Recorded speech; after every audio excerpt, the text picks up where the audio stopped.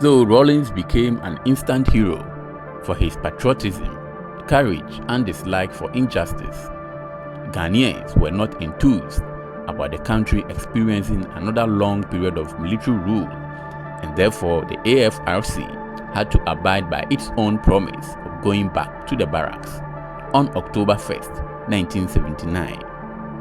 For these reasons, the elections, which had been slated for June 18, 1979, were duly held. Some of the political parties that contested the 1979 elections were the People's National Party, PNP, headed by Dr. Limann, the Popular Front Party, PFP, led by Victor Owusu, the United National Convention, UNC, under the leadership of William Oforiatta, and the Action Congress Party, ACP, with Colonel retired Frank George Benasco as its head.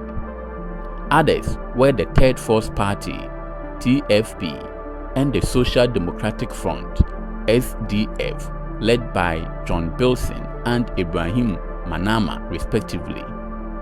After the election, the parliamentary votes showed a clear majority for the PNP, which secured 71 out of the 140 seats contested. Dr. Limann, the PNP presidential candidate, together with his running mate, J.W. de Graaf Johnson, pulled 35.51% of vote cast, as opposed to the Victor Owusu's 29.69% of vote cast. Though the PNP won the majority in the parliamentary election, its candidate failed to pull 50% plus 1 of votes cast as required by the law to have outright victory, and therefore another balloting had to be organized between the two leading contestants, namely Dr. Limann and Victor Owusu. In the second round of the presidential election held on 9th July 1979, Dr. Limann pulled 61.98% as against Victor Owusu's 39.2%. On September 24, 1979, the AFRC handed power to Dr. Limann. For the third time, Ghanaians had the chance to be governed under parliamentary democracy, and this ushered the country into the Third Republic. Revolutionary Council, during our short stay in power, have demonstrated openly what many people had only suspected before, namely that the holding of office in government in this country had in almost all cases been used to plunder the wealth of the nation. Ghana is looking up to you. Thank you.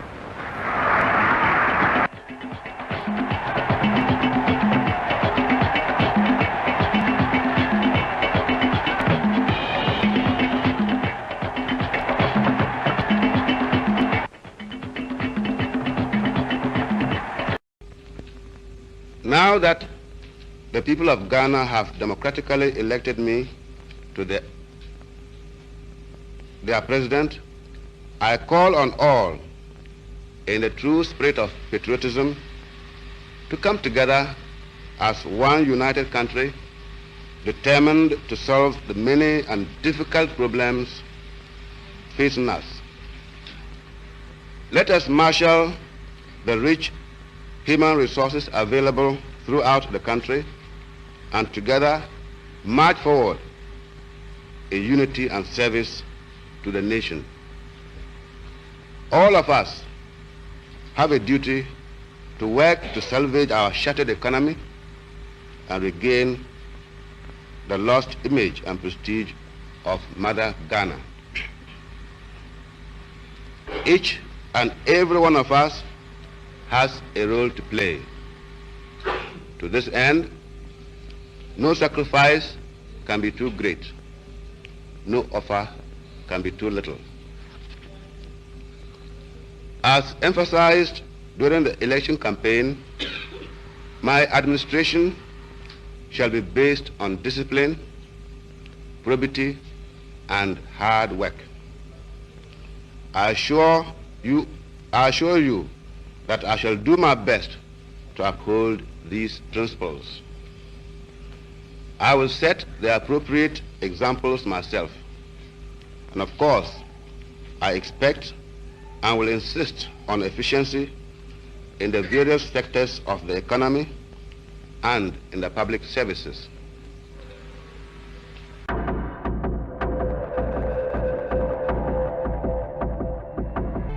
On 31st December 1981, there was the return of Jerry John Rawlings in less than 3 years.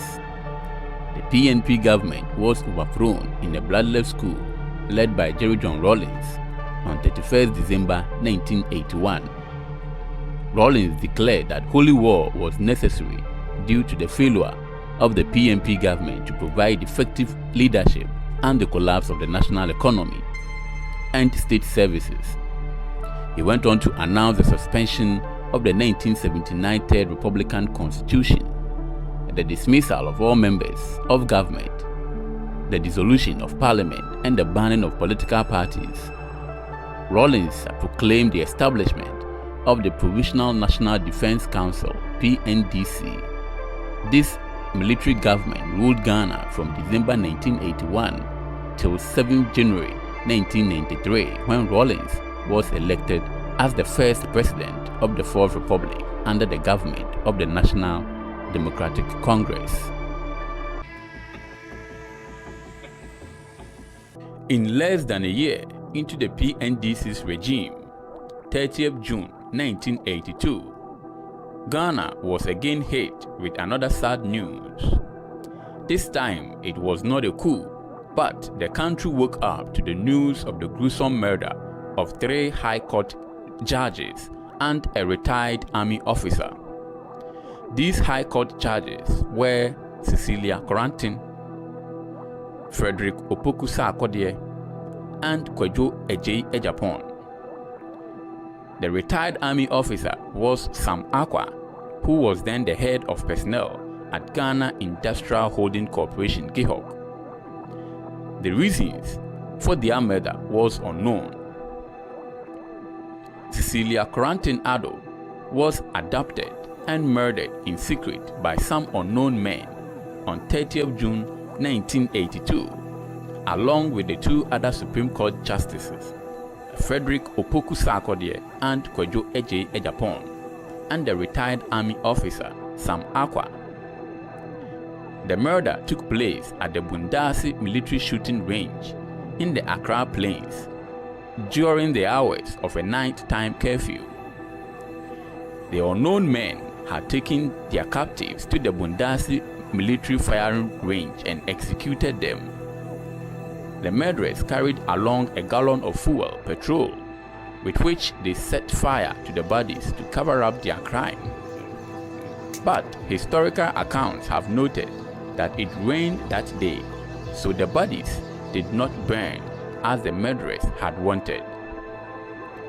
Their charred bodies were discovered in the same location the following day.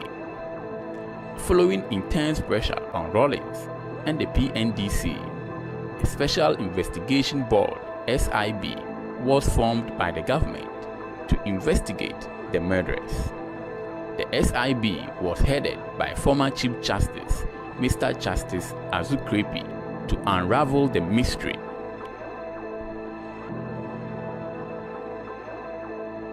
In their report, the SIB established that the abduction and murder were a plot hatched with the connivance of members of the PNDC. These were Captain Amedeka, Tony Tekpo, Zandu, and Heckley, as well as ex-PNDC member Amatekwe. The SIB also found out that the entire plot was masterminded by Captain Kojo Chikata, a PNDC member in charge of national security. However, the PNDC rejected that particular aspect of the report and let Captain Chikata and 4 others off the hook for lack of evidence. In 1992, the Independent newspaper reported findings of the SIB's inquiry in Ghana which it said had recommended the prosecution of 10 people for the murder, including Ghana's head of national security at that time, Kojo Chikata. Chikata, who was Rawlings' right-hand man, filed a defamation lawsuit against the Independent on 26 March 1993, which he agreed to drop after the Independent published a correction statement in September 1998, in which they clarified that they had not intended to suggest that Chikata was guilty of the crime. In 4 of the 9 suspects were jailed. When on 19 June 1983, there was a jailbreak at the Insawam Medium prisons and the Ashaford prisons, Captain Amedeka escaped from captivity and has since not been seen.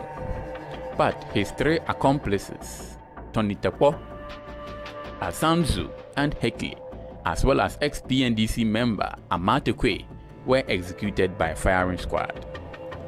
Before his death in 2020, Mr. Rawlings always insisted that before Amate Kwe was executed, he confessed at stake to forcefully accusing Mr. Chikata of involvement in the execution of the charges. People still continue to level allegations against me as a conspirator in the crime to murder the judges and Major Alco. Was it possible for the 4 young soldiers, corporals, lance corporals, to undertake that major activity without authority from the superior authority, without orders or instructions from the superior authority? Could they have done that on their own initiative? My dear General, one of them, without anybody's authority, killed my relative. Those young soldiers were not taking official orders to go and kill people. They were not taking official orders. Wouldn't the circumstances have been different? Your uncle, wouldn't the circumstances have been different?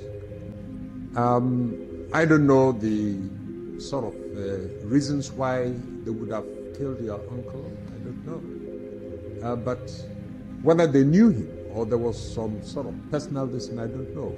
I don't know the circumstances. But here we have the judges and our own colleagues, some upper, whom they didn't know. They didn't know where they lived. They had no sort of relationship with them. They bore them no grudge. Could they have done that on their own initiative? In the evidence of the ICID, they all stated that they were doing what they did under the instructions of Amate Kwe. That is what all of them said in the evidence before the ICID and before the tribunal. Amate Kwe was a member of the PNDC, yes. That is what they all said. Did he hold any special position? He was a member of the PNDC in charge of TUC affairs. So does it mean any member of PNDC can get hold of any of the soldiers and give them orders to do anything? That is what they did. I'm not saying that that is legal. That is what they said they did. Well, the unfortunate thing is that they are gone. Amate Kwe is gone, and it's difficult to. But it sounds a little bit difficult to understand the system whereby any member of government would just order soldiers to, undertake such. My dear General, that is why Amate Kwe was prosecuted and executed. It was not right for him to have done what he did. It was not a matter of system. Amate Kwe was responsible for the crime he committed with America and the others.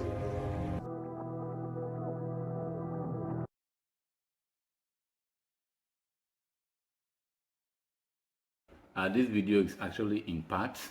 I am doing a full video, a full documentary, as you have seen already, from 1957 up to 1992. And so this is the first part of the video, and I hope you enjoyed the footages over there.